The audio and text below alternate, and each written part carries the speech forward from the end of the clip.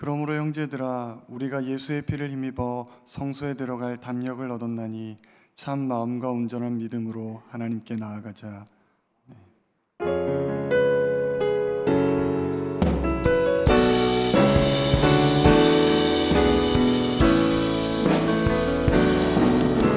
주님 큰 영광 받으소서. 홀로 찬양 받으소서. 모든 이름 위에 뛰어난 그 이름, 온 땅과 하늘이 다 찬양해. 겸손하게 우리 무릎 꿇고 주 이름 앞에 영광 돌리세. 모두 절하세. 독생자 예수 주님께 찬양 드리니 모든 영광과 존귀와 능력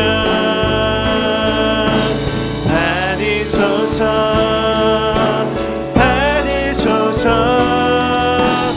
영광과 존귀와 능력 받으소서.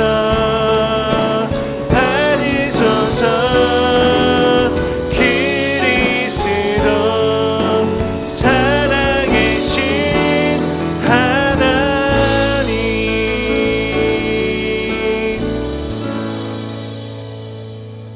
전능하사 천지를 만드신 하나님 아버지를 내가 믿사오며 그 외아들 우리 주 예수 그리스도를 믿사오니 이는 성령으로 잉태하사 동정녀 마리아에게 나시고 본디오 빌라도에게 고난을 받으사 십자가에 못 박혀 죽으시고 장사한 지 사흘 만에 죽은 자 가운데서 다시 살아나시며 하늘에 오르사 전능하신 하나님 우편에 앉아 계시다가 저리로서 산자와 죽은 자를 심판하러 오시리라.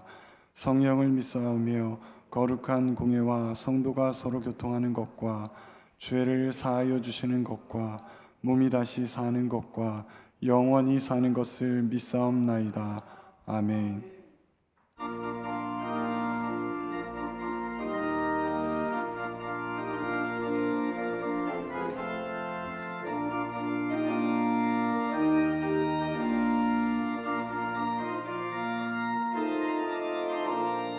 오랫동안 모든 죄 가운데 빠져 더럽기가 알려 없던 우리들 아무 공로 없이 구원함을 얻어 하나님의 자녀 지금 되었네. 주의 그 사랑 한량없도다. 찬송할지어다. 예수의 공로 주의 그 사랑 한량없도다. 찬송할지어다. 예수의 공로 주의 보혈로서 정결하게 씻겨 죄악에서 떠난 몸이 되었고 세상 그 심부름 간 곳 없어지니 하나님의 빛이 영원롭도다. 주의 그 사랑 한량없도다. 찬송할지어다. 예수의 공로 주의 그 사랑 한량없도다. 찬송할지어다. 예수의 공로 죄의 깊은 잠과 뜬 세상의 꿈을 어서 깨어나라. 나의 친구여 은혜 받을 날과 구원 얻을 때가 지금 온 세상에 선포되었네. 주의 그 사랑 한량없도다. 찬송할지어다.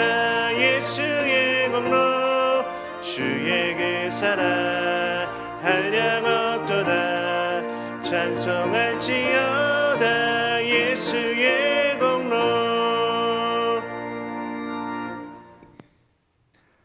사랑의 하나님, 지난 일주일간의 삶 속에서도 동행하여 주시고 예배하신 주일 각 처소에서 또 성전에 모여 신령과 진정으로 예배케 하심을 감사합니다. 마른 막대기 같고 타다가 남은 재와 같이 아무런 유익도 없고 연약한 우리 인생이지만 때를 따라 입히시고 먹이시는 하나님 은혜에 감사를 드립니다.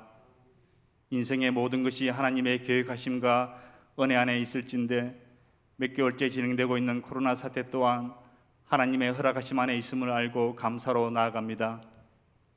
바라옵기는 이런 상황들이 신앙의 나태함에 대한 변명이 되지 않게 하시며 그 어느 때보다 우리가 부지런하여 게으르지 말고 열심을 품고 주를 섬기게 하옵소서.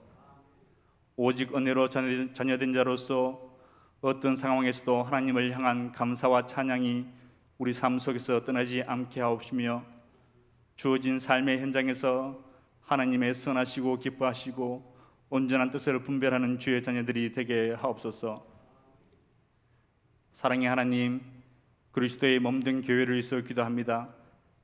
모든 성도들이 더욱더 겸손한 마음으로 하나님 앞에 나가게 하시사 진정으로 사랑과 은혜가 넘치는 교회가 되게 하시며 세월이 흘러갈수록 더욱더 아름다운 교회로 세워지게 하옵소서.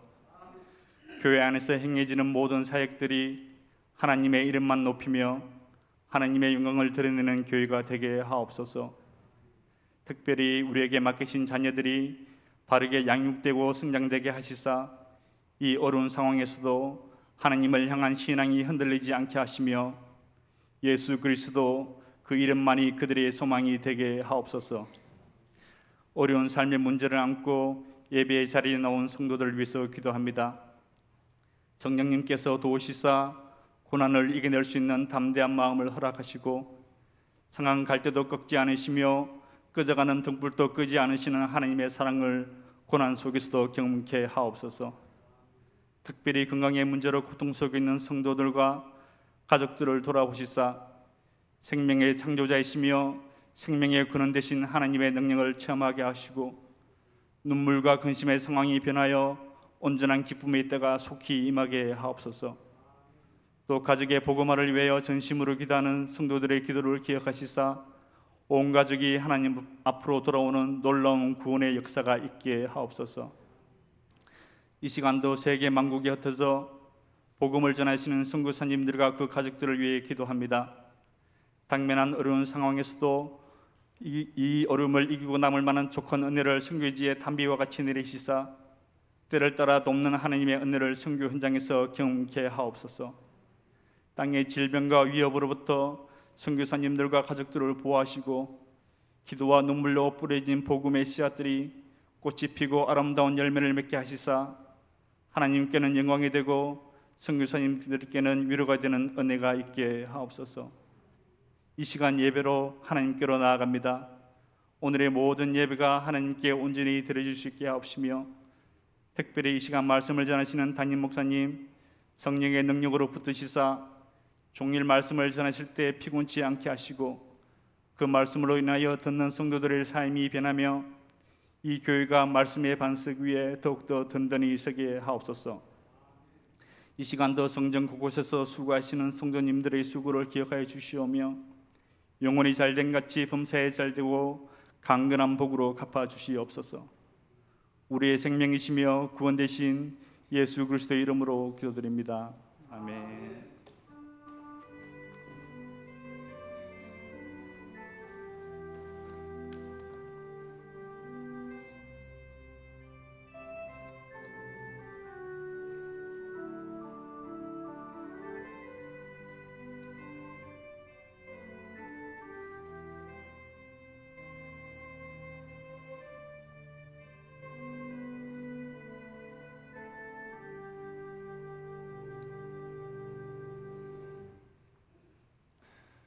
교회 소식을 알려드립니다. 주보를 참고해 주시기 바랍니다.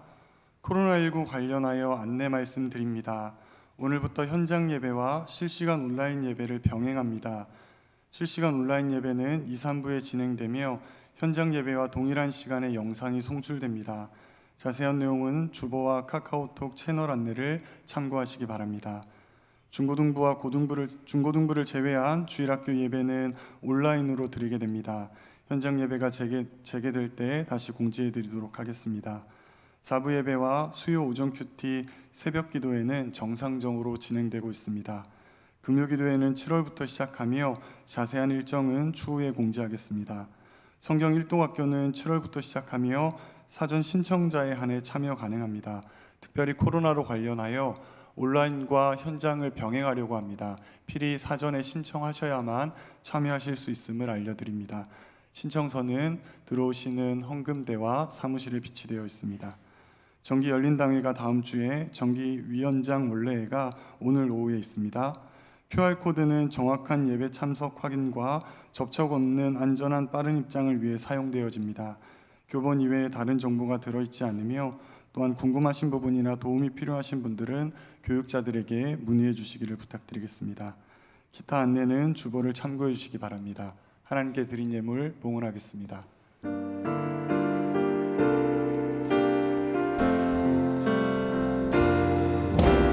나의 생명을 드리니 주 영광 위하여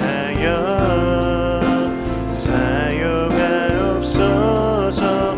내가 사는 날 동안에 주를 찬양하며 기쁨의 제물 되리. 나를 받아주소서.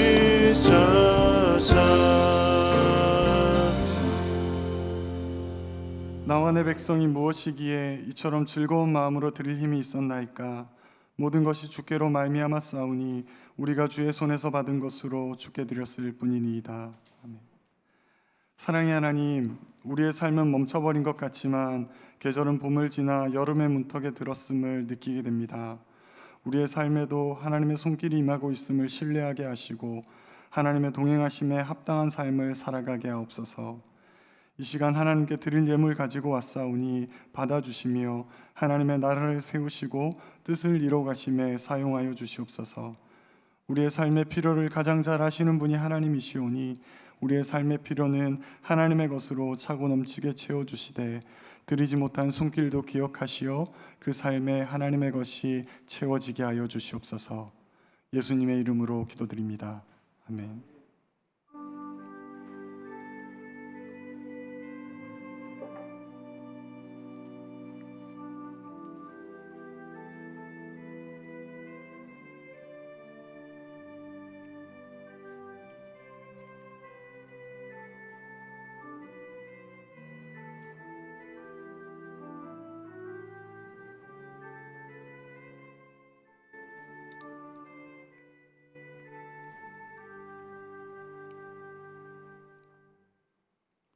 오늘 우리에게 주시는 말씀은 요한복음 2장 13절로부터 25절까지 말씀입니다.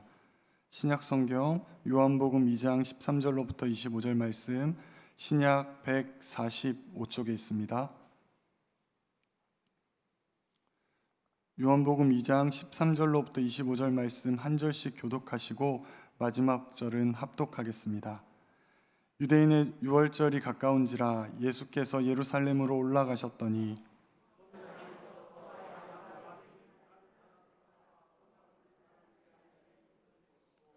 노끈으로 채찍을 만드사 양이나 소를 다 성전에서 내쫓으시고 돈 바꾸는 사람들의 돈을 쏟으시며 상을 엎으시고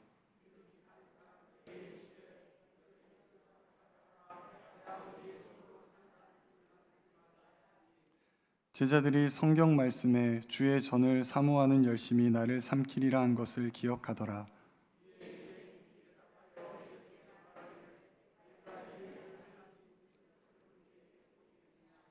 예수께서 대답하여 이르시되 너희가 이 성전을 헐라 내가 사흘 동안에 일으키리라.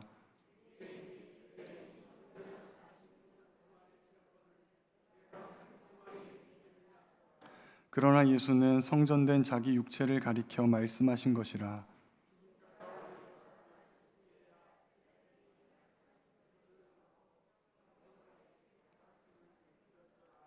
유월절에 예수께서 예루살렘에 계시니 많은 사람이 그의 행하시는 표적을 보고 그의 이름을 믿었으나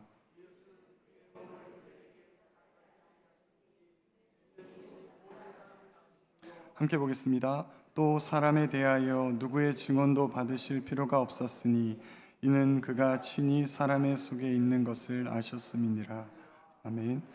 담임 목사님께서 변화는 어디에서부터 시작되는가라는 제목으로 말씀 증거하시겠습니다.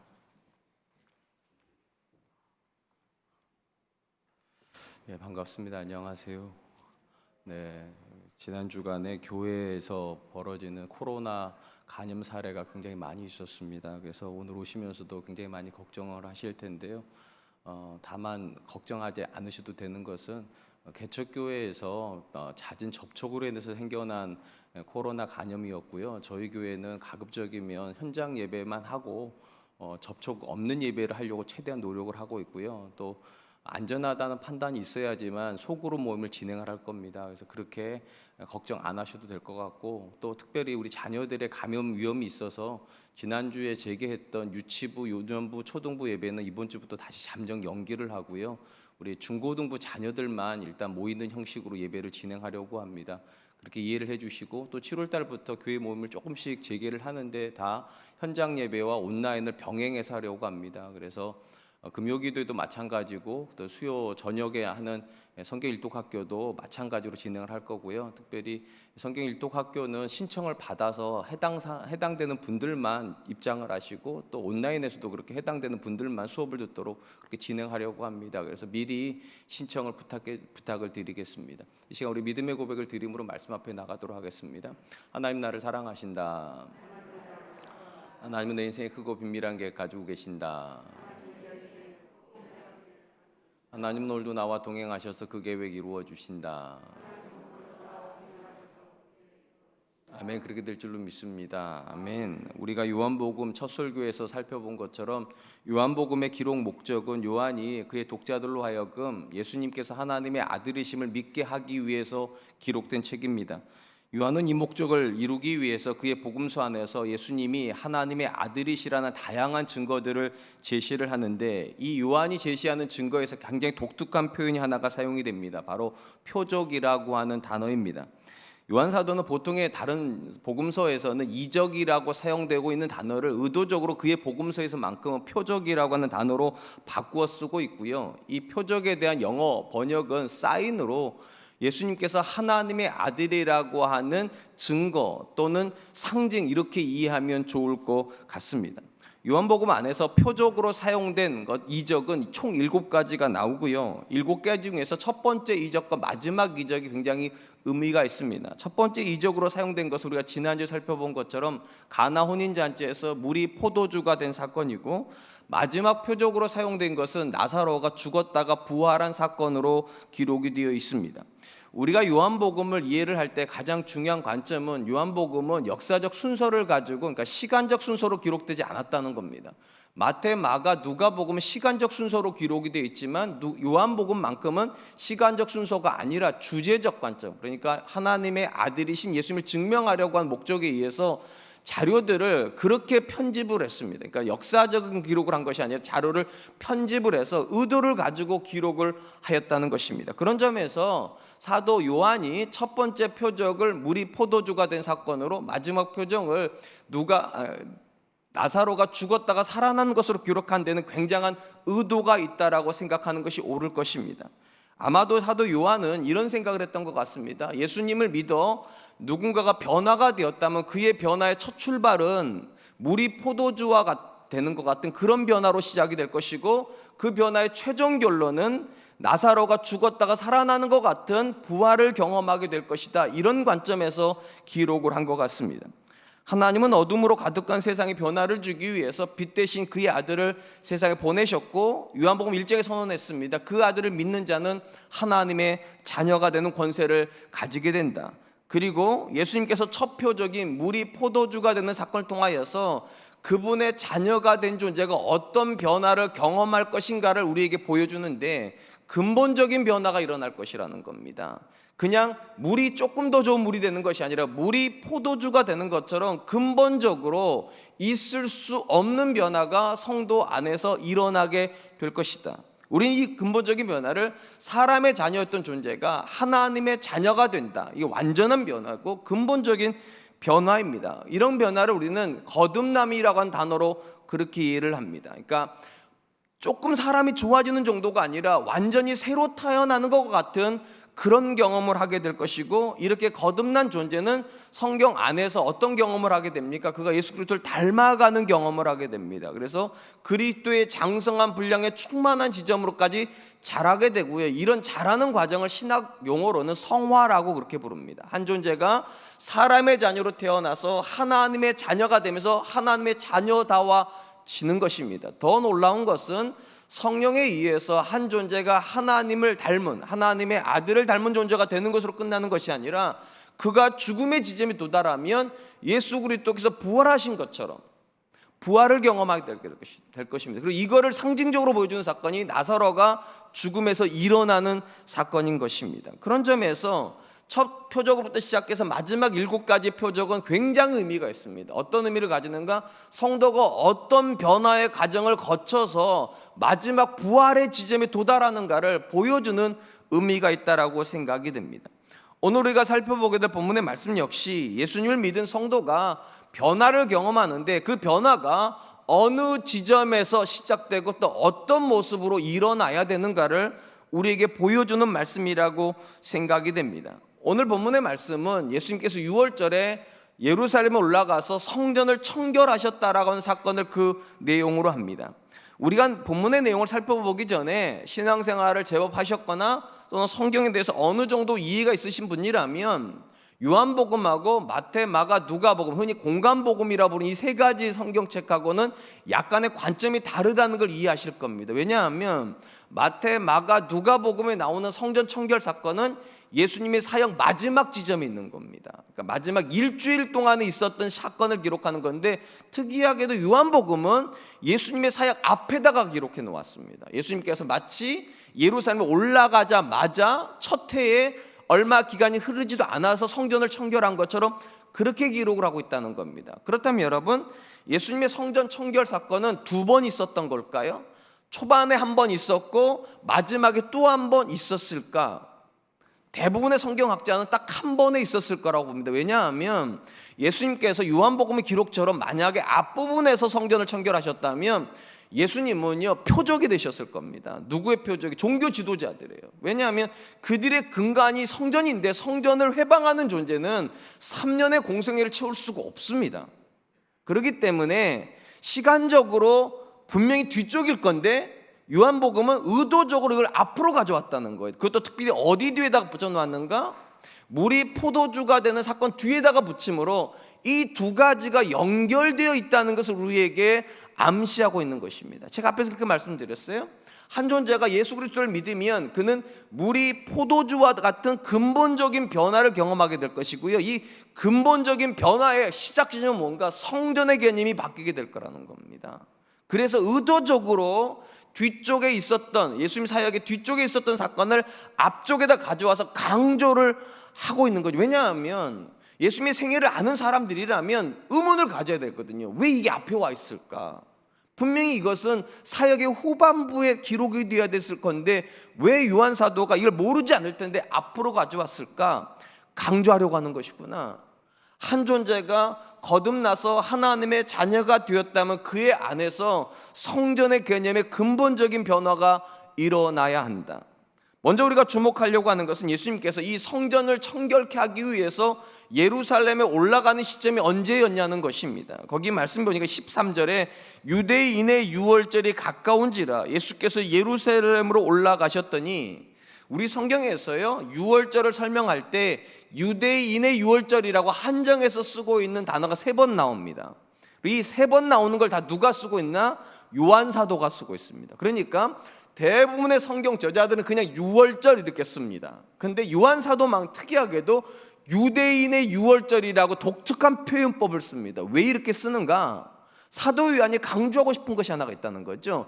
유대인의 유월절과 근본적으로 다른 유월절이 있다는 겁니다. 바로 예수 그리스도부터 시작된 새로운 유월절입니다.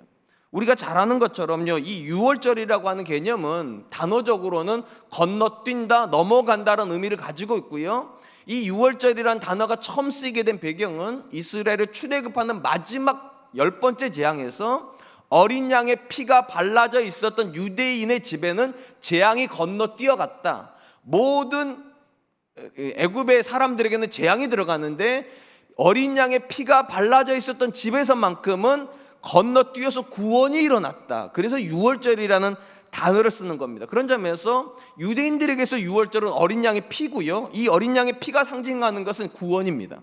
그들의 장자가 죽었어야 되는데 구원받은 사건인 것입니다. 그런데 신약의 시대에 이 비슷한 일이 또 한 번 일어나게 됩니다. 예수 그리스도의 십자가의 피로 말미암아 죄로 인해서 죽어야 했던 존재가 죽지 않습니다. 왜냐하면 부활을 경험하게 될 거니까. 우리는 그걸 영생하는 존재라고 부르는 거예요. 우리는 또 그거를 구원이라고 부르는 거예요. 그러니까 요한 사도의 관점에서는요, 구약과 신약의 각각의 구원이 있습니다. 다 양화와 관련이 있어요. 구약에서는 동물의 양이 이스라엘의 장자를 위해서 죽어짐으로 구원이 일어났고, 신약에서는 하나님의 아들인 예수님이 죽으심으로 구원이 일어났어요. 그래서 이거를 구분하기 위해서 요한 사도가 의도적으로 유대인의 유월절이라고 쓰는 겁니다.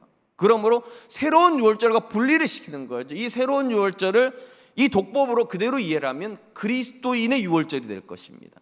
그러니까 신약에 예수 그리스도를 믿는 사람들은 유대인들이 지키는 유월절과 근본적으로 다른 유월절, 유대인들이 경험한 구원하고 근본적으로 다른 구원을 경험한 유월절을 경험하게 된다는 것입니다. 유대인들에게 있어서 어린 양의 피로 구원을 받은 유월절의 의미가 있는 것은 이날을 기점으로 이스라엘이 바로의 백성에서 하나님의 백성이 되었습니다. 그리고 하나님은 이걸 상징화시키기 위해서 유월절이 있었던 7월 달을 달의 첫 달기로 삼으셨죠. 7월 달. 그러니까 유월절부터 다시 달이 시작되는 거예요. 1년이 다시 시작되는 겁니다. 그러니까 그때부터 이스라엘은 새로운 정체성을 부여받는 겁니다. 하나님의 백성이 된다.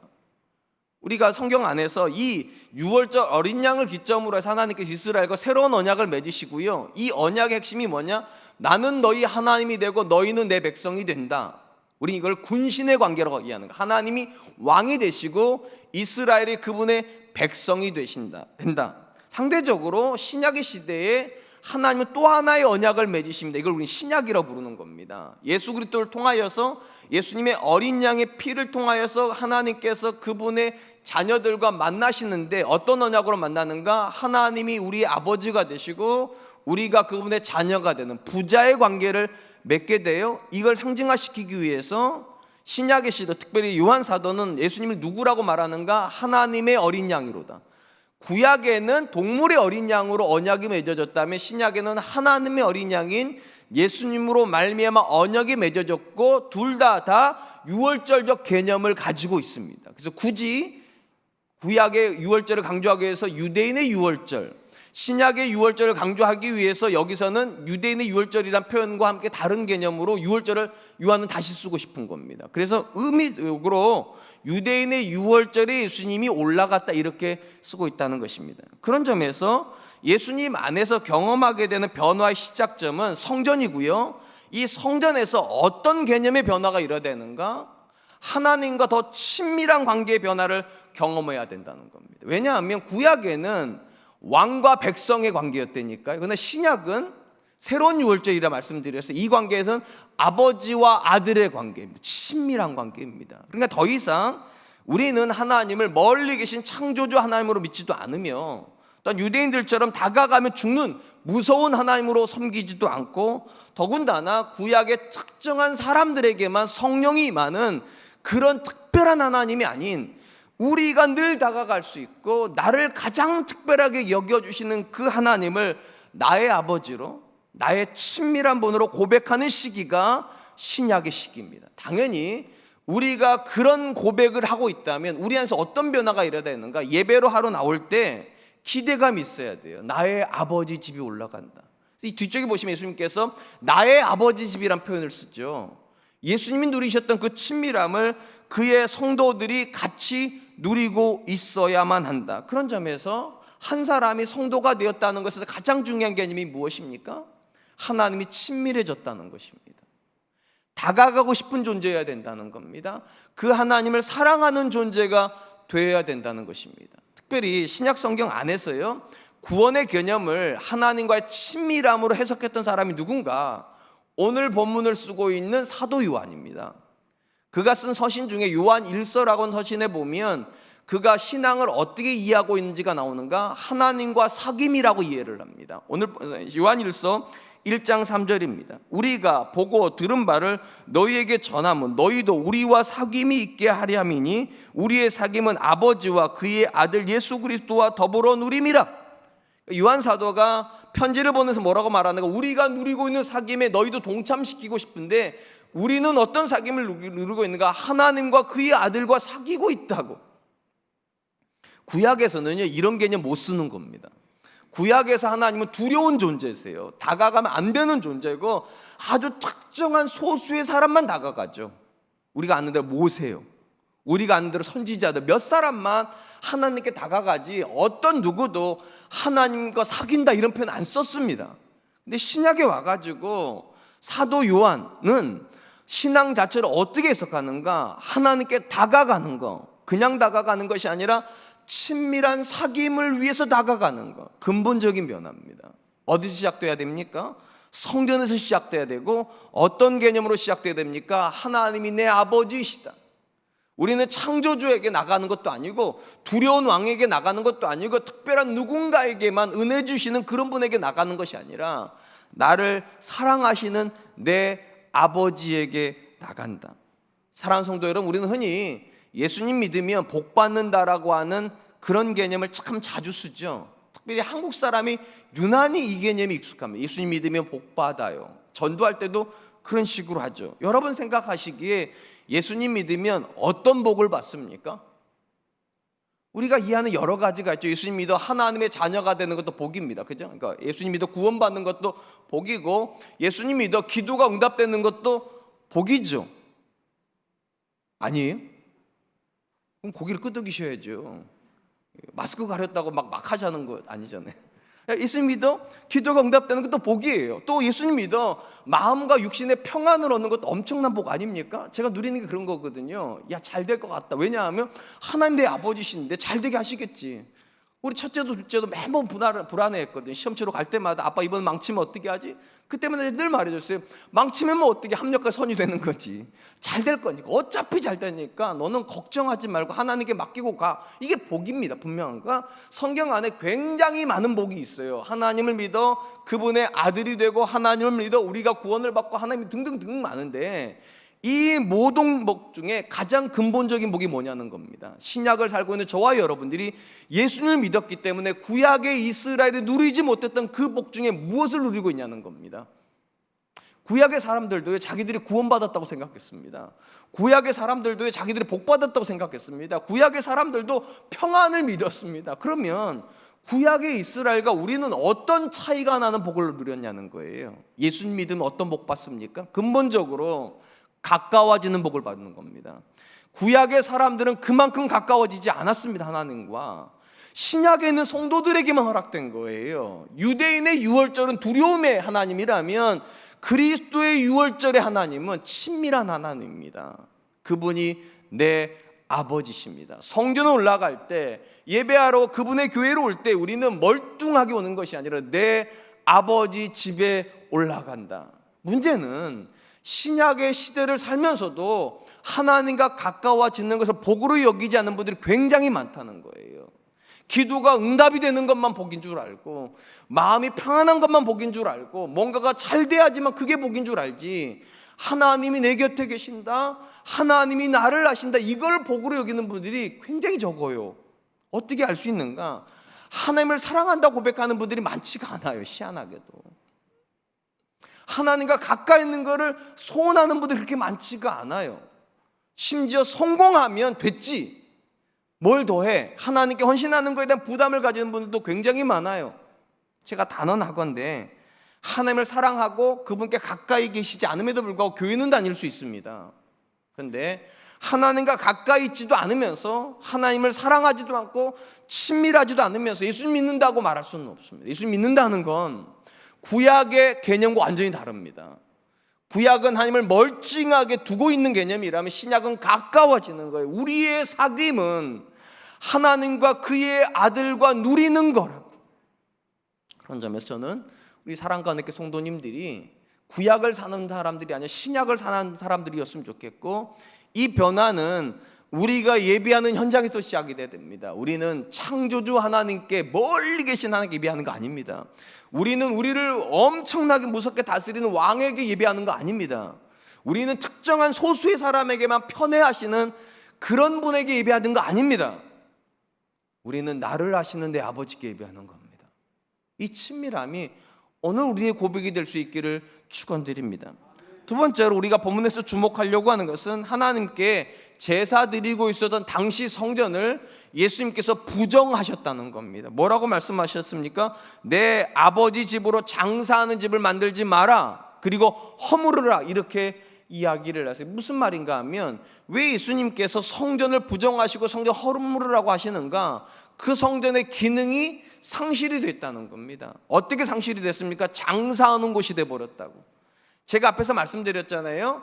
원래 하나님께서 의도하셨던 성전의 개념은 교제하는 곳입니다. 하나님께서 그분의 백성을 만나고 그분의 백성이 하나님을 경험하는 사귐이 있는 현장인데, 이 현장을 어떻게 바꿔놔 버렸다는 겁니까? 장사하는 것으로 바꿔놔 버렸다. 그럼 무슨 의미가 있냐는 거예요. 그런 성전이라면 기능이 없는 거고, 기능이 없는 거라면 무너져야만 한다라고 말씀하세요. 그래서 이렇게 말씀하시지 않습니까? 19절 말씀에 예수께서 대답하여 이르시되 너희가 이 성전을 헐라 내가 사흘 동안에 일으키리라. 예수님께서 말씀하셨던 이 성전은요, BC 19년부터 다시 재건이 시작이 되어서 AD 63년에 지어진 일명 헤롯 성전입니다. 오늘 본문에 보면 46년이라고 되어 있잖아요. 46년 동안 지어지고 있는 겁니다. 그리고 그 후로부터 30년이 지나서야 비로소 완공이 될 거예요. 그러니까 굉장히 화려하게 지어지고 있고 굉장히 거룩한 모양새를 띠면서 만들어지고 있는 성전이었는데, 예수님 뭐라고 말씀하면, 허물어라 내가 3일 만에 다시 일으키겠다. 그들의 개념에서는 46년 동안이나 지어지고 있는 성전이 어떻게 3일에 지어지겠어요? 그러니까 이거를 그들은 있을 수 없는 이야기라고 치부했지만 요한은 거기다가 해석을 달았습니다. 뭐라고 해석을 합니까? 21절에 그러나 예수는 성전된 자기 육체를 가리켜 말씀하신 것이라. 그러니까 요한 사도는 예수님께서 허물겠다고 한 성전은 돌로 지어진 성전, 기능이 상실된 성전이라면 그분이 다시 3일 만에 세우시겠다는 것은 그분의 몸으로 세워진 성전, 우리가 잘 아는 교회입니다. 그래서 우리는 성경에서 교회론을 이야기를 할 때 어떻게 이해합니까? 그리스도의 몸이라고 이야기를 합니다. 그분의 몸을 기초로 하여서 우리가 하나님 앞에 나아가고요, 그 성전에서 가장 중요한 건 하나님의 아버지가 되시는 겁니다.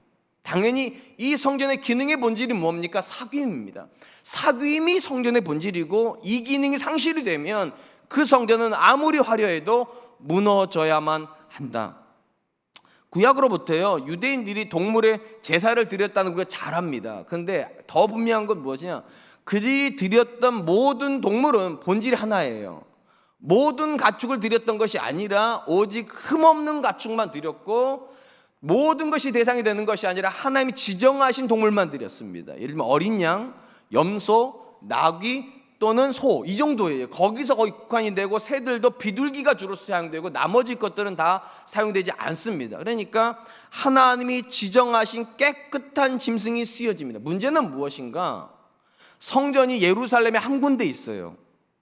예루살렘 가까이 있는 사람들은 자기 집에서 깨끗한 가축을 가지고 오는 게 어렵지가 않아요. 근데 예루살렘부터 멀리 떨어져 있는, 우리가 잘 아는 대로 갈릴리 지역 사람들이라든지 나사렛 지역 사람들 같은 경우는 거리가 굉장히 멉니다. 일주일씩 걸어와야 돼요. 그러면 일주일씩 자기 집에서 양 가지고 옵니다. 깨끗한 양 가지고 와요. 여러분, 일단 굉장히 번거롭죠. 남의 일이라고 신경도 안 쓰시는 겁니까? 생각해보세요. 집에서 양 가지고 오고 소 가지고 오는데 자기 혼자 걸어가기도 빠듯한 시간에 얘네들을 끌고 가면서 먹여야 될 거 아니겠습니까? 더 큰 문제가 뭡니까? 가다가 혹시라도 돌불에, 그럴 일 별로 안 일어나겠지만 걸려서 상책이라도 나면 못 드리는 거. 그러니까 한 마리만 가져가는 게 아닙니다. 가다가 상처가 나면 안 되니까 우리 흔히 말 스페어도 가져가야 되는 거예요. 문제가 벌어지니까 굉장히 번거롭습니다. 그래서 이 문제를 해결해 주기 위해서 언제부턴가 시장이 형성이 됐다는 거예요. 깨끗한 양을 팔고 깨끗한 소를 팔고 깨끗한 염소를 팔아요. 그러니까 돈만 가지고 와서 사가지고 드리면 되는 거예요. 이래서 이제 거기에 동물의 시장이 벌어지는 거예요. 그럼 왜 환전하는 사람이 생겼는가? 유대인들 중에 우리가 아는 데가 디아스포라 유대인들이라고 있습니다. 흩어져 있는 유대인들이. 이들은 어디에 흩어져 있는가? 이방 땅에 흩어져 있습니다. 이방 땅에 흩어져 있으면 그들은 유대인의 돈을 쓸까? 이방인의 돈을 쓸까요? 당연히 이방인의 돈을 씁니다. 그러니까 그들이 이방인의 돈을 가지고 성금을 하고 싶은데 문제는 뭐냐? 이방인의 돈에는 군주의 사진이 걸려 있어 거기에요. 모든 군주들이 거기 있어요. 유대인들은 형상을 뭐라고 생각하면 우상이라고 생각합니다. 그러니까 우상을 하나님께 드릴 수 없으니까 이 동전을 바꿔주는 환전상이 거기 생기는 거예요. 그래서 동물 바꾸는 사람이 있고, 아니 동물을 파는 사람이 있고 동전을 바꿔주는 사람이 그 성전에 있었는데 예수님은 그걸 보시고 뭐라고 말하는가? 내 아버지를 집을 장사하는 곳으로 만들었다. 왜 이런 표현을 쓸까요? 처음에는 다 좋은 목적으로 시작이 됩니다. 그렇지 않겠어요? 멀리서 양을 가져오는 게 얼마나 번거로우냐. 도와줄 목적으로 시작되지만 이게 조금씩 시간이 흘러가면 어떤 일이 벌어요? 이권 사업이 되는 거죠. 누가 그 양을 팔 것인가? 누가 그 동전을 교환해 줄 것인가? 이 이권 사업이 되고, 이 이권 사업이 누가 개입하게 됩니까? 종교 지도자들이 개입하게 되는 겁니다. 그때부터 제사장들은 더 이상 거룩한 양에게 관심 없어요. 뭐에 관심이 있습니까? 더 비싼 양에 관심이 있죠. 더 비싼 리베이트에 관심이, 죄송해요 이렇게 말해서, 세상한테 와가지고 내가 더 비싸게 공급하겠다고 더 많이 뛰어내리면 그 양들이 팔리는 거예요. 장사하는 것이죠. 동전을 바꿔주는 사람들 중에서도 제사장들한테 더 많은 리베이트를 드리겠다는 사람이 가서 판매하는 거예요. 그러다 보니까 어느 순간 예배가 핵심이었는데 그 순간에서 어느 변질이 돼가지고 수익이 목적이 돼버렸다는 거예요. 그래서 장사하는 곳이 돼버렸다고. 분명한 건 유대인의 성전에서 제사장들이 장사를 시작했다는 게 굉장히 큰 문제입니다. 더 문제는 뭐냐? 제사장들만 타락한 게 아니라는 겁니다. 우리가 성경 읽어보면 그곳에 예배하고 있었던 사람들도 굉장히 타락했습니다. 어떻게 타락했는가? 성전에서 하나님과 장사를 하기 시작했습니다. 성전에서 하나님과 장사를 합니다. 어떻게 장사합니까? 이런 식으로. 하나님, 내가 여기 왔으니까, 또 내가 예물을 드렸으니까 하나님 내게 복 주세요. 이들이 하나님께 드리는 제물들이 이제는 투자가 되는 겁니다. 하나님께 내가 이만큼 투자했으니까 하나님 이만큼 주세요. 내가 하나님께 이만큼을 기대하면 이만큼은 갖다 드려야지. 투자가 돼버리면 이건 장사예요. 제가 말씀드렸지 않습니까? 하나님께서 본래 만드신 성전의 기능은 사귐이라니까요. 내가 하나님께 뭔가를 받아야 되기 때문에 올라가는 게 아니라 하나님을 너무 사랑하니까 올라가야 되는 거예요. 근데 어느 순간부터 사랑하기 때문에 올라가는 게 아니라 올라가면 뭐 받으니까, 아빠를 사랑하는 게 아니라 아빠의 지갑을 사랑하는 거예요. 그래서 아빠한테 나간 다음에, 여러분 처음에는 속아 죽겠지만 어느 시점이 되면 안 속죠. 왜냐하면 아빠를 볼 때는 그냥 있다가 지갑만 꺼내 묻는 애들을 볼 때, 아 얘는 나를 지갑이라고 생각하는구나. 마찬가지예요. 하나님은 어느 순간부터 그들의 마음속에 욕심이 있다는 걸 보시는 거예요. 나랑 장사하려고 하는구나. 내가 이만큼 하나님께 투자할 테니까 이만큼 주세요. 마켓이죠. 그러면요, 그거는요. 그래서 하나님께 말씀하세요. 이 성전을 헐라고. 더 이상 성전이 아니라고. 이거는 나랑 장사하려고 한 사람이 너무 많다는 거예요. 심지어 노골적으로 장사하는 제사장들이 거기 있다고. 제가 지금 지어낸 얘기를 하는 게 아닙니다. 하나님께서 이스라엘의 타락의 절정의 시점에 있을 때 이사야에게 뭐라고 말씀하시는가? 이렇게 말씀하십니다. 이사야서 1장 12절 13절, 너희가 내 앞에 보이러 오니 이것을 누가 너희에게 요구하였느냐? 내 마당만 밟을 뿐이니라. 헛된 재물을 다시 가져오지 말라. 분향은 내가 가증히 여기는 바요 월삭과 안식일과 대회로 모이는 것도 그러하니 성회와 아울러 악을 행하는 것을 내가 견디지 못하겠노라. 하나님께 재물 드리고 와서 내가 하나님께 재물 드리니 하나님 내게 복을 주시겠지 하는 마음을 가지고 칼 들고서 옆 사람 찌르고 강탈하고 약한 자들 핍박하고 그렇게 산다는 거예요. 모든 목적이 나 잘 되기 위해서 예배 드린 거예요. 장사하는 겁니다. 그래서 하나님은 그분과 사귐에는 전혀 관심이 없는 유대인들의 예배를 더 이상 안 드렸으면 좋겠다고, 성전의 문을 누가 좀 닫아줬으면 좋겠다고, 난 더 이상 저런 예물을 받고 싶지 않다, 그렇게 말씀하신 거고, 오늘 본문에서는 심지어 이 성전을 헐어버리시겠다고 예수님께서 그렇게 선언하세요. 그리고 새로운 성전을 예수님께서 시작하시겠다고. 그렇다면 여러분, 신약의 시대에는 어떤 성전, 어떤 예배가 드려져야만 합니까? 이 부분에 대해서 사도 바울이 이렇게 답을 줍니다. 로마서 12장 1절로 2절. 그러므로 형제들아 내가 너희 하나님의 모든 자비하심으로 너희를 권하노니 너희 몸을 하나님이 기뻐하는 거룩한 산제물 드리라. 이는 너희가 드릴 영적 예배니라. 너희는 이 세대를 본받지 말고 오직 마음을 새롭게 함으로 변화를 받아 하나님의 선하시고 기뻐하시고 온전한 뜻이 무엇인지 분별하도록 하라. 과거 성전에서는요 동물이 드려졌습니다. 쉽게 말하면 내가 가지고 있는 일부가 드려지는 겁니다. 근데 새로운 시대에는 내 삶이 제물이 됩니다. 쉽게 말하면 내 전부를 드리는 거예요. 자, 한 번만 생각해 보세요. 내가 누군가에게 내 전부를 드리는 존재는 어떤 존재입니까? 연애들을 안 해보셔가지고 사랑하면 전부를 줍니다. 좀 답 좀 고개 좀 끄덕여 보세요. 제가 자주 말씀드리잖아요. 제가 가장 사랑했던 여인은요 제 군대가 있을 때 제가 사랑했던 여인, 지금 제 아내입니다. 그때 군대에서 이등병 월급이 9,600원 뭐 이럴 때 제가 모았다고 하잖아요. 13만 원을 모았다니까요. 안 놀라실 줄 알았어요. 자주. 왜 모을까요? 그게요. 초코파이 먹고 싶은데, 닭발 먹고 싶은데 그거 다 끊고 왜 모아요? 내 전 재산이에요. 사랑하니까. 사랑하면 전부를 주는 겁니다. 그러니까 여기서 하나님께서 신약의 저와 여러분들을 향해서 너의 전부를 달라고 하는 건 사랑해야 된다는 거예요. 우리한테요. 정말로 전부를 내놓으라는 게 아니라 형식적으로 일부를 가지고는 구약의 제사가 아니라 내가 하나님을 사랑하기 때문에 전부를 드리는 사귐이 목적인 예배. 분명한 것은 이게 굉장히 어렵습니다. 그렇지 않겠습니까? 내 일부를 주는 거야.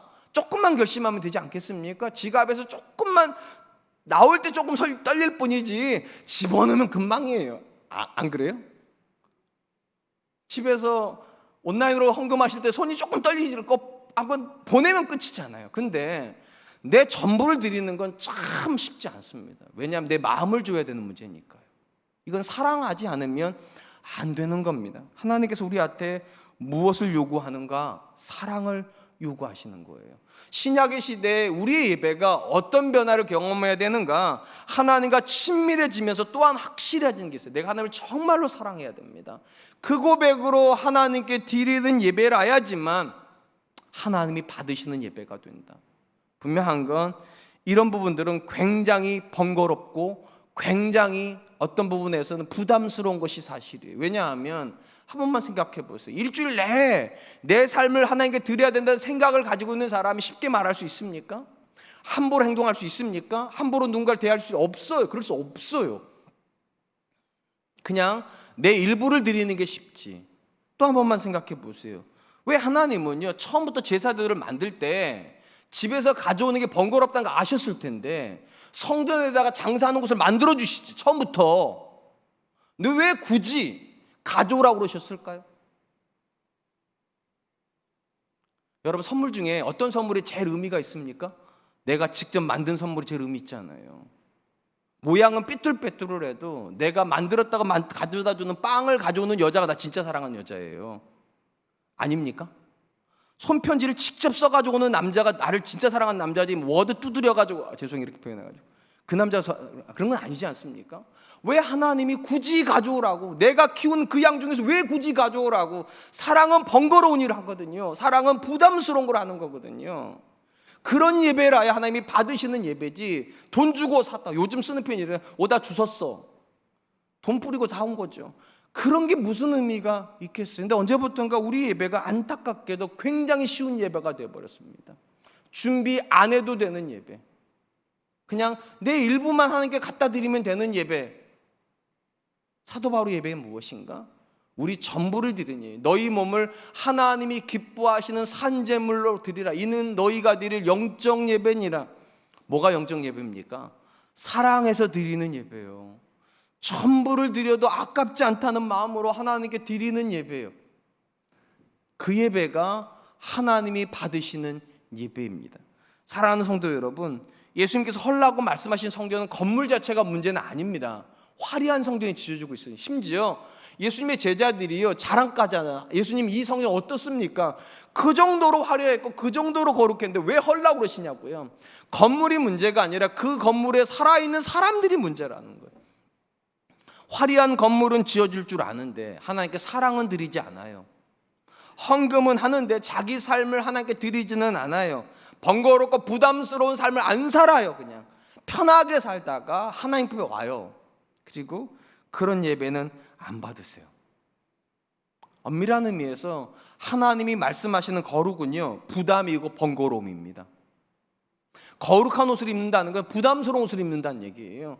거룩한 옷을 입는다는 건 번잡스러운 일을 한다는 거예요. 하나님 때문에 그냥 못 오는 거예요. 한 번이라도 더 거울 봐야 되고, 한 번이라도 더 옷을 털어야 되고, 한 번이라도 더 내가 드리는 예물에 대해서 생각을 해야 되는 거예요. 근데 언제부턴가 우리 예배 안에 번거로움이 없다면, 여러분 어떤 분 그런 얘기를 하시더라고요. 코로나 때 제일 좋은 게 교회 안 오고 집에서 TV만 틀면 교회가 나온다는 거예요. 그러면서 왜 현장에 가야 되냐고 그렇게 질문을 했다는 거예요. 제가 답을 드릴게요. 현장에 오는 게 번거롭기 때문에 오는 겁니다. 거룩은 번거로운 거예요. 거룩은 부담스러운 거예요. 그냥 막 갖다 드리는 게 아니에요. 내 집에서 가장 좋은 거 고르고 골라서 일주일씩 걸어와가지고 혹시라도 상할까봐, 하나님께 드리는 예물이 상할까봐 마음 졸이면서 하나님께 집중하면서 하나님께 나오는 거, 그게 거룩 그 자체예요. 근데 언제부턴가 우리는 이 부담스러운 걸 너무 싫어해요. 나만 편하면 돼요. 그리고 하나님이 받으셨지 이렇게 생각을 해요. 아닙니다. 예수 그리스도에서 새롭게 빚어진, 그래서 물이 포도주가 되는 것처럼 완벽한 변화를 경험한 존재가 예배하는 방식은 어떤 방식입니까? 사랑으로 예배하는 겁니다. 전부를 드리고 싶다. 내 마음에 있는 전부를 하나님께 드리는 자유로운 삶이 아니라 번거로운 삶이고요, 편한 삶이 아니라 부담스러운 삶으로 전환이에요. 하나님 때문에 내가 내 입술을 조심해야지, 하나님 때문에 내가 하는 행동을 조심해야지, 하나님 때문에 내가 오는 차편도 조심해야지. 제가 솔직히 말씀드리면 평일날에 새벽 예배 나올 땐 제가 좀 신호를 조금 어깁니다. 저희 뒷골목에서요. 주일날에는 안 어깁니다. 제가요. 그래도 죄송해요. 주일이잖아요. 설교하러 와야 되잖아요. 이게 제 양심이에요. 적어도 하나님 앞에 갈 때는 그래 좀 달라야지. 그래도 주일날에 설교하러 갈 때는 그래도 좀 달라야지. 이게 내 마음이니까, 하나님이 내 마음을 들여다보시니까 한번 스스로에게 물어보시기 바랍니다. 여러분의 예배는 편합니까? 번거롭습니까? 여러분들이 생각하는 신앙은 부담스럽습니까? 부담이 없습니까? 안타깝게도 성경이 말하는 건 번거로움입니다. 성경이 우리한테 요구하는 건 부담입니다. 그 마음으로 하나님께 나올 수 있기를 축원드립니다. 마지막으로 우리가 본문에서 보아야 되는 것은 예수님으로 인해서 성도 안에서 가지게 되는 이 믿음의 근거가 어떤 변화를 경험해야 되냐는 거예요. 믿음의 근거가 있습니다. 이 근거가 변화를 경험해야 된다는 게 오늘 마지막의 이야기입니다. 오늘 본문에 보니까 예수님께서 6월절에 예루살렘에 계실 때 많은 사람들이 예수님께 왔고, 놀랍게도 그들이 예수님께 믿음을 고백했다라고 그렇게 기록을 합니다. 그리고 그 모습을 이렇게 기록해 놨어요. 23절 24절 6월절에 예수께서 예루살렘에 계신 이 많은 사람이 그의 행하시는 표적을 보고 그의 이름을 믿었으나 예수는 그의 몸을 그들에게 의탁하지 아니하셨으니 이는 친히 모든 사람을 아심이요. 요한 사도는 예수님께서 예루살렘 올라갔을 때 우리 성경에 기록되어 있지 않지만 굉장히 많은 표적, 그러니까 예수님 누구신가를 보여주는 많은 이적을 일으켰다고 말을 합니다. 그리고 이로 인해서 사람들이 예수님을 믿었다 이렇게 기록해놨어요. 그런데 특이한 건 그 사람들에게 예수님께서 자기를 의탁하지 않으셨다.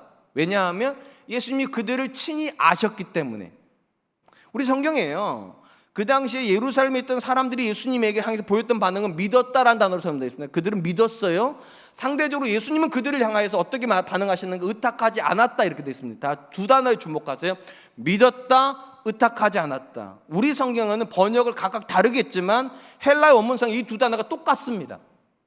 그러니까 원문대로 번역을 하면 그들은 예수님을 믿었지만 예수님은 그들을 믿지 않았다가 되는 겁니다. 왜 안 믿으셨는가? 그들의 본질을 아셨기 때문에. 도대체 그들의 본질이 뭡니까? 예수님께 그들을 아셨다는 게 무엇입니까?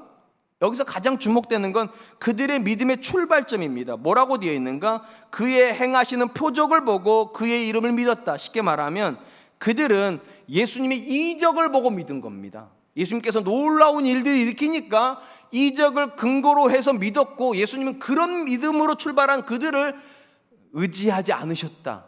신뢰하지 않으셨다는 거예요. 물론 이 말을 절대 오해할 필요는 없어요. 그들의 믿음이 가짜란 뜻이 아닙니다. 중요한 건 예수님이 그들을 신뢰할 만한 믿음은 아니라는 거예요. 믿음은 믿음일지 모르겠는데 예수님께서 자기 몸을 의탁할 만큼, 신학 개념으로 말하면 자기의 교회를 의탁시킬 만큼, 직분을 주실 만큼 그 정도 신뢰할 만한 사람들은 아니라는 겁니다. 왜냐하면 이적에서부터 출발된 믿음은 한계가 분명합니다. 어떤 한계예요? 이적이 끝나면 믿음도 끝날 가능성이 굉장히 큽니다. 많은 경우 그래요. 예수님에게 복을 받아서 믿음 생활했던 사람들 중에 왜 실족합니까? 복이 끊어지니까요. 이전에는 그렇게 기도도 잘 들어두시더만 요즘은 영빨이 떨어진다고. 그래서 신을 바꿔버려요.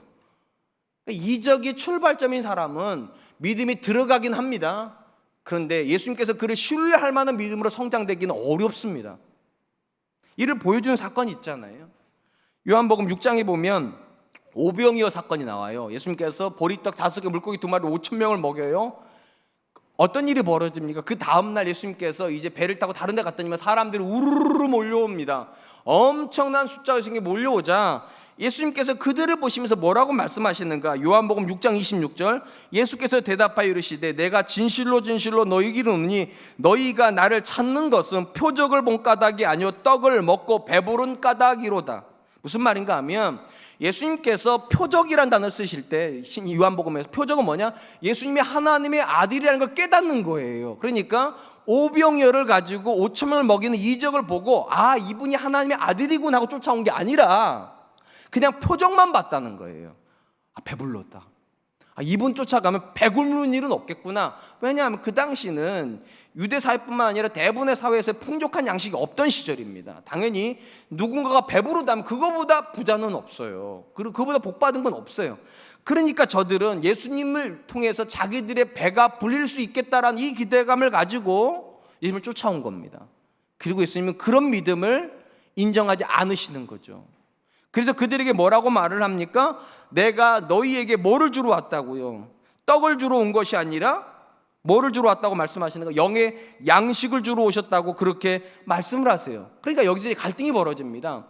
이스라엘 백성들은 예수님에게 육신의 떡을 요구하는데 예수님은 그들에게 육신의 떡을 주시는 목적이 아니라 영의 양식을 주겠다고. 그러니까 그들이 원하지 않는 거, 오히려 하나님이 원하시는 걸 주겠다고 말하자 어떤 일이 벌어지는가? 요한복음 6장 66절, 그때부터 그의 제자 중에 많은 사람이 떠나가고 다시 그와 함께 다니지 아니하였더라. 이적을 볼 때만 해도 예수님께 믿음을 고백하고 제자까지 된 사람들인데 예수님께서 더 이상 너희가 원하는 이적을 주지 않겠다고, 내가 너희에게 정말로 주고 싶어하는 건 하나님이 너희에게 주고 싶어하는 영의 양식을 주겠다고 말했더니 심지어 제자들조차도 떠나버리더래요.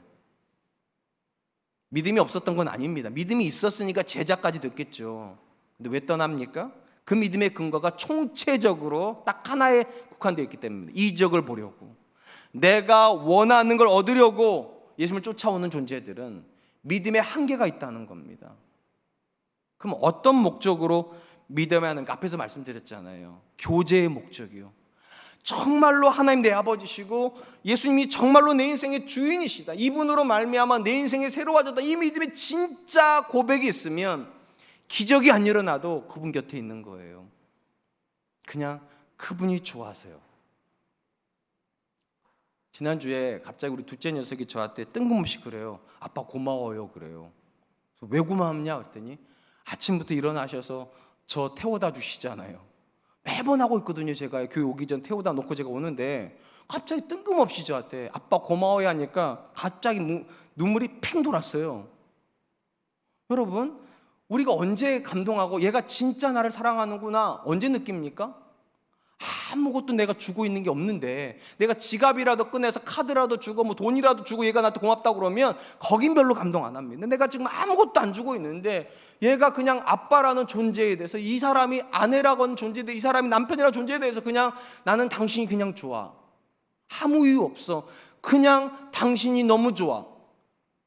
이래야 이게 진짜 아닙니까? 뭔가를 얻어야 되기 때문이라면 그건 조건적이죠. 그건 한계가 있는 겁니다. 일정한 조건이 채워질 때까지는 좋아할 겁니다. 이 조건이 사라져버리면 장담 못하죠. 예수님께서 이 본문에 말씀하시는 거예요. 분명히 예루살렘 예수님이 이적을 보여주세요. 그리고 그들은 표적을 봤다고 되어 있어요. 근데 여기서 말하는 표적을 봤다는 건 이걸 가지고 예수님이 하나가 되는 걸 깨달았다는 건 아니에요. 어떻게 하죠? 그 다음에 쫓아오질 않아요. 제자가 안 돼요. 그러니까 그들은 그냥 이적만 본 거예요. 이적을 본 것으로도 얼마든지 믿음이 시작될 수 있습니다. 그러나 그 믿음은 예수님께서 자신을 신뢰할 만큼, 자신을 내어줄 만큼 그런 믿음은 되지 않습니다.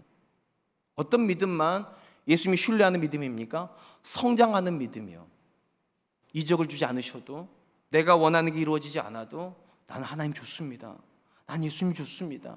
그리 아니하실지라도 나는 하나님이 좋습니다.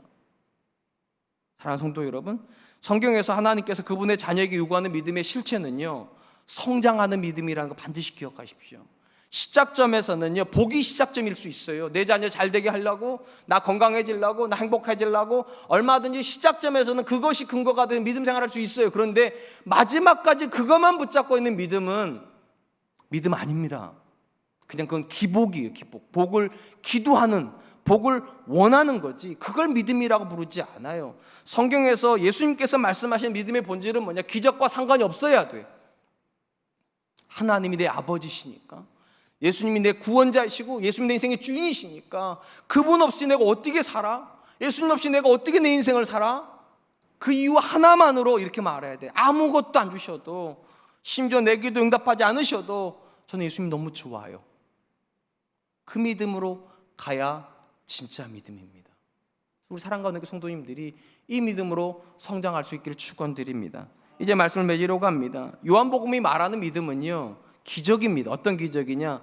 육신의 자녀로 태어났던 우리가 하나님의 자녀가 되는 거니까 이건 기적이에요. 그리고 이 기적의 성격을 가장 잘 보여주는 이적이 뭐냐? 물이 포도주가 되는 겁니다. 근본적인 변화가 일어나는 거예요. 오늘 본문에서 이 근본적인 변화가 일어났다면 한 존재 안에서 어떤 변화의 모습점이 일어나야 되는가? 첫 번째는 하나님과의 관계의 변화가 일어나야 됩니다. 더 이상 하나님을 멀리 계신 분이 아니라 내 가까이 있는 분으로 만나야 돼요. 두 번째, 어떤 변화가 일어나야 됩니까? 내가 그분을 향하여서 기꺼이 내 모든 것을 내어줄 만큼 사랑하고 있어야 돼요. 재물을 드리면서 내가 뭔가를 기대하는 존재가 아니라 내가 너무 사랑하니까 전부를 드릴 수 있는 그런 존재가 돼야 돼요. 마지막 세 번째, 어떤 변화를 경험해야 됩니까? 믿음의 근거가 하나님이어야만 합니다. 기적이 아니어야 된다는 얘기예요. 내가 하나님께 뭔가를 얻었으니까, 예수님께 내가 뭔가 얻을 수 있으니까가 아니라 그냥 하나님이 너무 좋아서, 내 기도 제목이 이루어지지 않아도 그냥 예수님이 너무 좋아서. 저 우리 사랑하는 교회 성도님들 그냥 뜬금없이 가다가 하늘 보면 이렇게 말했으면 좋겠어요. 저 하나님 없으면 어쩔 뻔했어요. 좀 웬만하면 아멘 좀 하시죠. 하나님 없었으면 어쩔 뻔했습니까? 저는 정말 그런 생각 많이 해요. 하나님 없었으면 어쩔 뻔했나 내가. 노골적으로 말하면 자녀 없을 수도 있습니다. 아내가 없을 수도 있었고, 심지어 인생 자체가 굉장히 허름할 수도 있었을 겁니다. 그런데 하나님 없었으면 존재할 수도 없어요. 저는요. 그 믿음에 도달하면 그때부터는 그냥 감사하죠.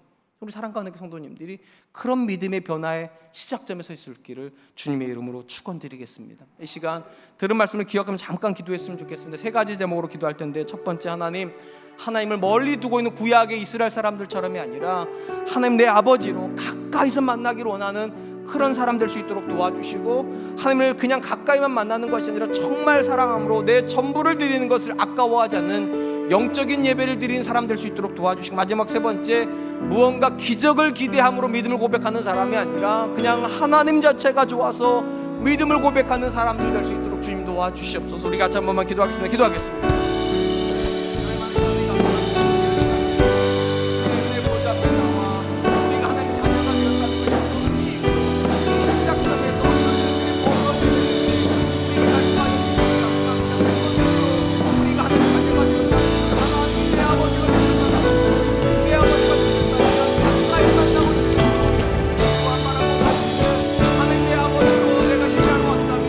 정말로 사랑하는 마음을 담아 전부를 드리고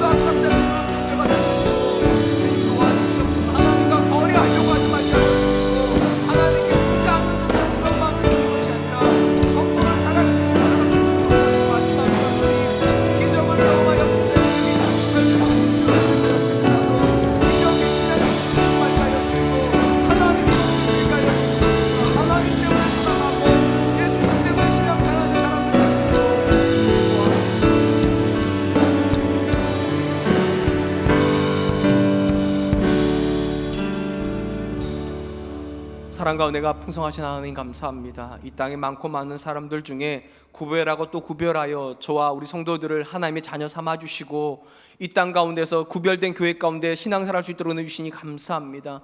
정말로 바라고 원하옵기는 구약의 이스라엘 사람들이 누리지 못했던 진짜 복을 우리가 누릴 수 있도록 지금 도와주시옵소서. 물이 포도주가 되는 것처럼 그런 변화가 우리 안에 일어나되 오늘 주신 말씀처럼 세 가지 영역에서 일어나게 하여 주시옵소서.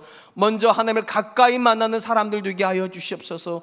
우리 하나님은 멀리 있어야 좋은 분이 아니라 가까이 있어야 되는 분이시고, 두 번째로 하나님을 가까이 하면서 그 하나님께 뭔가를 얻으려고 하는 욕심으로 거래하는 사람들 되지 말게 하여 주시고, 내가 정말로 하나님을 사랑하기 때문에 전부를 드리기를 기뻐하는 그런 사람으로 변화될 수 있도록 도와주시고, 마지막으로 기적으로부터 믿음이 시작되었을지라도 기적이 우리의 믿음의 목적이 되지 말게 하여 주시고, 하나님 그 자체가, 예수님 그 자체가 우리의 믿음의 목적이 될 수 있도록 좀 도와주시옵소서. 무시로 우리 이렇게 말하게 하여 주시옵소서. 하나님, 그냥 하나님이 좋습니다.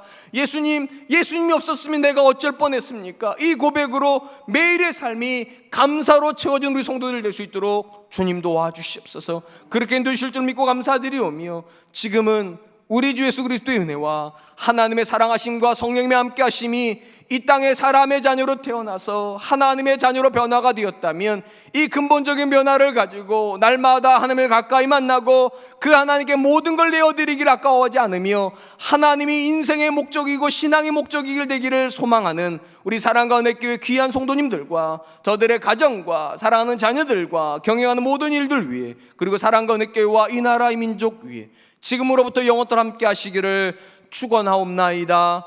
아멘.